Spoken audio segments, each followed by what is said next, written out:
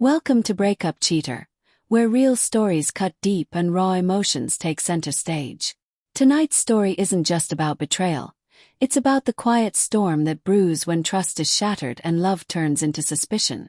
What would you do if you found something in your partner's bag that changed everything? Stay with me, because this one will leave you breathless. I remember that evening with unsettling clarity, the warm kitchen lights flickering against the darkened windows, the smell of her perfume lingering in the air, and the silence of a house that no longer felt like home. I wasn't looking to find anything. I wasn't snooping. I just wanted to borrow her car keys. But when I reached into her handbag, my fingers brushed against something that didn't belong. A small, discreet bottle, branded for men. Lubricant. For a moment, I stood frozen, my heart pounding like a war drum in my chest. It was as if the air had thickened, the walls closing in, the familiar scent of our home turning sour in an instant. Why would she carry this? I stared at it, turning it over in my hands, hoping, praying for some logical explanation. A prank from a friend. A misunderstanding. Maybe she bought it for us. But no. We hadn't been intimate in months. Every night lately, she'd come home tired, distant. "Work has been crazy," she'd say, brushing past me with a kiss on the cheek that felt more like an obligation than affection. That was the moment I felt something in me break. Not loudly, not violently, but with a quiet snap, like a thread finally giving way after being stretched too long. I didn't confront her. Not yet. Couldn't. I wasn't ready for her lies, or worse, her truth. Instead, I set the bottle down, wiped my fingerprints off it, and quietly went about my evening as though nothing had happened. The next few days were a performance. I smiled when she smiled, laughed when she joked, nodded when she talked about her day. But my mind was a storm beneath that calm surface, each glance at her igniting 1,000 suspicions. She started going out more often. Late meetings, she claimed. Sometimes, she'd come back smelling faintly of cologne that wasn't hers. Other times, she showered the moment she stepped through the door. Her phone, once carelessly left on the coffee table, now never left her side. And the intimacy. It wasn't just gone. It was erased, as if it had never been there at all. One night, I woke up at 2 a.m. to find her texting in the hallway, the glow of her phone illuminating her face. When she noticed me, she jumped like a child caught stealing. "Can't sleep," she muttered, slipping the phone into her robe. "Just reading some work emails." I nodded, said nothing, and went back to bed. But something inside me had already shifted. A week later, that same bottle of lubricant found its way into my hands again, this time while she was in the shower. I stared at it, the water running in the background like a distant storm, and something cold, calculating crept into me. I didn't want to scream. I didn't want to beg for answers she'd never honestly give. I wanted the truth. I emptied the contents down the sink, washed the bottle clean, and refilled it with industrial-strength superglue from the garage. The label peeled slightly from the heat of my grip, but I smoothed it back, my heart hammering in my chest. I placed it back into her bag exactly where I'd found it. It wasn't about revenge. Not yet. It was a test. If she was innocent, nothing would happen. If she wasn't, well, the truth has a way of revealing itself. The following weekend, she told me she was going on a team-building retreat. 2 days, no phones, no outside communication. Just her and her colleagues. I kissed her goodbye at the door, smiling so warmly she didn't notice the ice behind my eyes. The house was unbearably silent without her. I wandered through it like a ghost, touching the empty side of the bed, staring at the family photos that suddenly felt like props in a play. On the second night, around midnight, I received a message on social media from an unfamiliar account. No text, just a photo.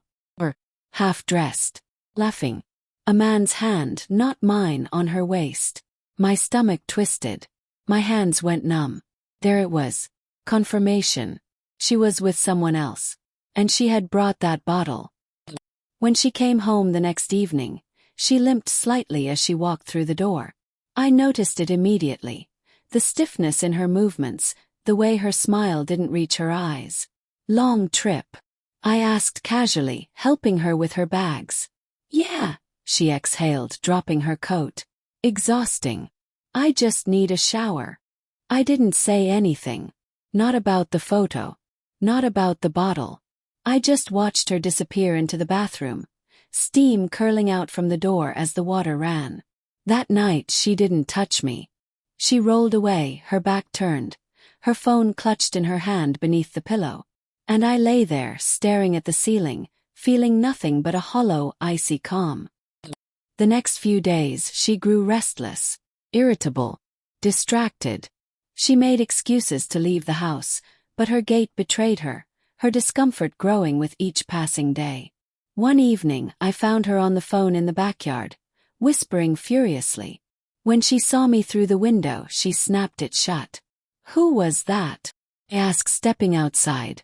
Just a friend, she replied too quickly. Why? Shrug. You seem tense. I'm fine, she snapped. Why are you always watching me lately? That was Rich, me watching her. 2 weeks later, her lover, yes, I had confirmed by then who he was, a coworker named Simon, showed up at our house. Not to see me, to see her. I was working in the garage when I heard the doorbell. I peeked through the blinds just in time to catch the tail end of their hushed conversation on the porch. He looked angry, desperate. She looked terrified. And then I heard it, the words that sealed everything. You didn't tell me it was glued, he hissed. She slapped a hand over his mouth, glancing over her shoulder. My chest tightened. A bitter laugh escaped me before I could stop it. So it worked. That night I confronted her. She was sitting at the kitchen table, scrolling through her phone, when I set the empty bottle down in front of her. She froze. Her knuckles went white. Her lips parted, but no words came. Want to tell me what this is? I asked, my voice calm, almost gentle. Her eyes flicked to mine, searching for mercy, but found none. It's not what you think, she whispered. Really? I leaned in. Because what I think is that you've been lying to me. Sneaking around. Sharing things with someone else that you stopped sharing with me months ago. Tears welled in her eyes. It was a mistake, she choked out. I didn't mean for it to happen. I laughed. Not out of humor but disbelief. Didn't mean for it to happen. You carried it in your bag. You planned it. You gave him what was supposed to be mine. She reached out but I stepped back.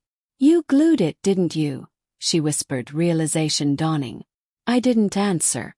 I didn't need to. The days that followed were a blur of shouting, silence, and shattered trust. She begged me to forgive her, promised it was over, said it was a moment of weakness. But betrayal is not a moment, it's a series of choices. And I couldn't forget those choices. I filed for divorce quietly, just as I had replaced that bottle. Without fuss, without warning. She moved out within the month, leaving behind a home that felt more like a crime scene than a sanctuary. Sometimes late at night I think about that bottle. About the look on her face when she saw it on the table. About the way my heart felt, not triumphant, not vindicated, just empty. Because revenge doesn't heal you. Truth does. And the truth was, we were over long before that glue ever dried. Trust isn't shattered in one blow. It erodes quietly until the foundation crumbles. I didn't replace that bottle out of malice. I replaced it because I needed to see her for who she really was. And when I did, I finally saw myself too.